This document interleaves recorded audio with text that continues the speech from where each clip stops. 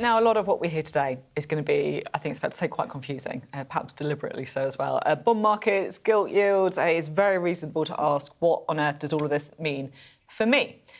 Well, here are some potential changes that could impact the pound in your pocket. The minimum wage is going to rise from £12.71 to £12.71 an hour, for people 21 and over. But we do expect income tax thresholds to be frozen, pushing more people into paying higher tax. So a raid on salary sacrifice schemes would mean anyone putting more of their monthly earnings into a pension pot would also soon be paying tax on it. And it's widely believed that the tax-free limit on cash ISA savings will be cut from £20,000 to £12,000. Well, joining us to discuss all of this is the personal finance expert, Iona Bain. Iona, very good morning to you. Morning.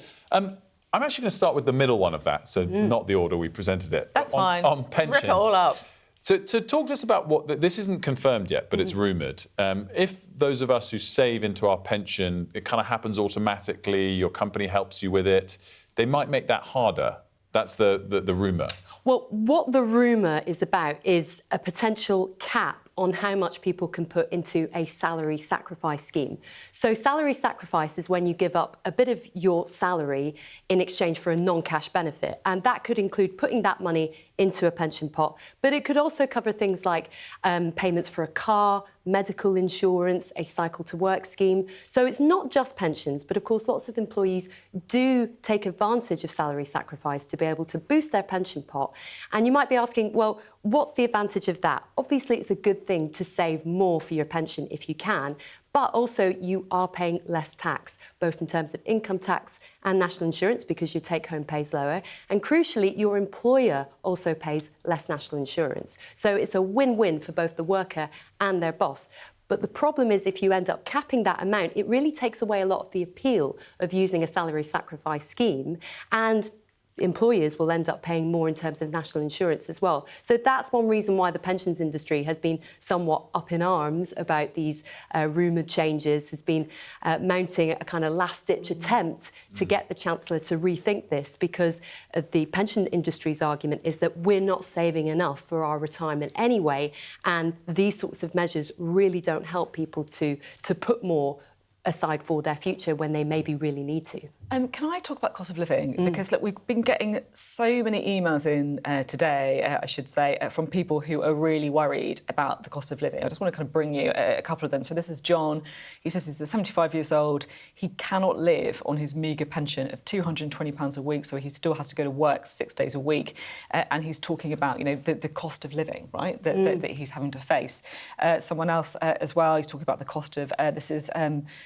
John saying the cost of gas and electricity is never going to go down as well. We've got an awful lot of people basically saying that actually energy prices in particular are really hitting them. What are we going to see, do you think, to help these kind of things, if anything? I think Rachel Reeves is very aware that energy bills are hitting people where it hurts at the moment, and that's why we've seen some rumours that perhaps VAT will be scrapped on energy bills, but maybe that won't happen, and instead we could see environmental and green levies that are put on energy bills removed, and those levies instead funded from general taxation. So that might help with energy bills, but it probably won't bring them down in the way that most of us would like to see.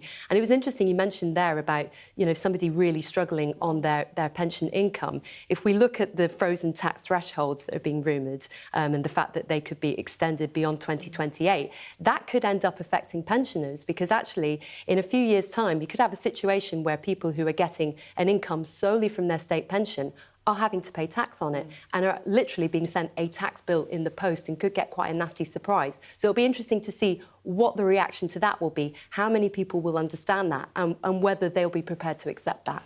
Tell us, Iona, about ISAs, what you can save into them at the moment per annum, and what the rumour is, and the arguments sort of for and against that. So we all get an ISA allowance. It's £20,000, and we can put that into either cash or stocks and shares or a mixture of both. So in theory, at the moment, you could save your entire £20,000 allowance into a cash ISA or into a stocks and shares ISA.